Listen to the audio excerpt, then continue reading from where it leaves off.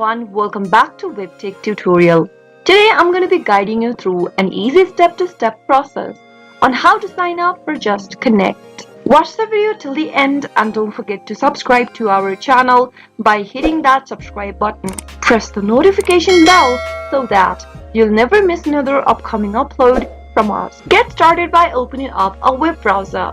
Into the URL box, type in justconnect.com.ng and press enter on your keyboard.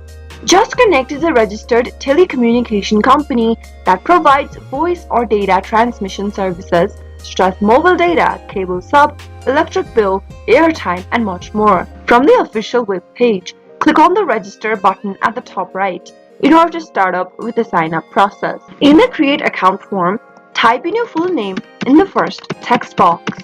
On the next field, create a username for yourself and enter a valid email address that you have an access to.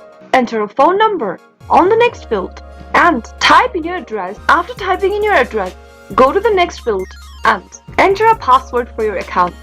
While creating a password, make sure to use 8 characters long password and reconfirm the password on the last text field. Make sure to type in the same password that you used before and click on this little box beneath. Finally, click on the sign up button to finish signing up for Just Connect.